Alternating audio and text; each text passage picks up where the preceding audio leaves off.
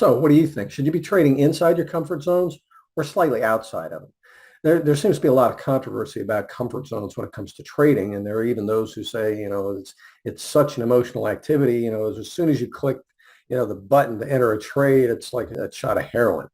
And so, it's going to be that much of a rush. So really the thing is when you're trading, should you be in that, on edge and, just really heightened and while you're focused and you're amped and, your, energy's right up here, or should you be in a relaxed and calm state, well inside your comfort zones? Well, here's what I found over the years. If your goal is consistent profits, you really want to be operating inside your comfort zones. And here's why.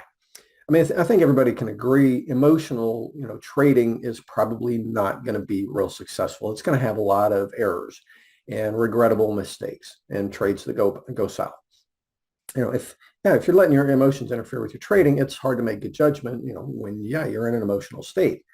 Well, see, the problem is if while you're trading, you're outside your comfort zone, by definition, you are in an emotional state because you're outside your comfort zones. When you're in your comfort zone is when you can be relaxed and have a clear head and your emotions are at a low level.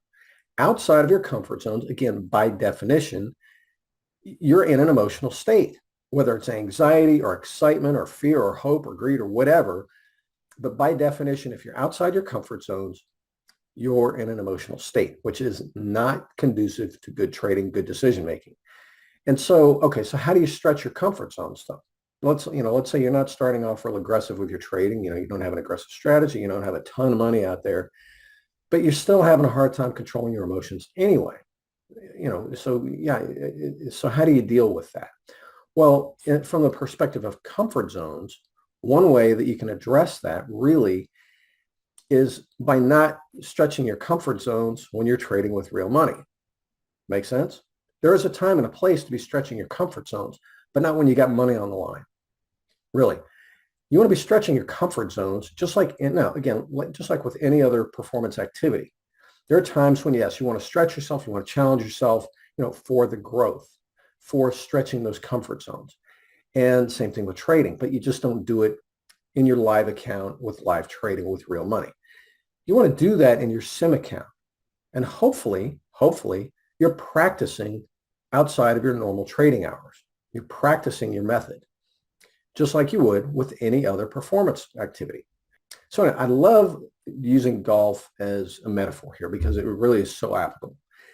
If you wanted to get really good as a golfer and, be a competition golfer where you can enter tournaments for money and that kind of stuff, you wouldn't just sign up, for tournaments and then, run out and, buy a nice set of clubs and then just show up at tournaments and that's it. No, you'd get yourself a good set of clubs and you would be over at the, the driving range working on your tee shot, so you can put the ball where you want and you're getting the distance and you got the control and working on the curves and all that kind of stuff. You're working on your stance and your backswing and your grip and your posture. You'd be working on your game. You'd be spending time on the par threes, working on your short game and your iron. So, you can get on the green.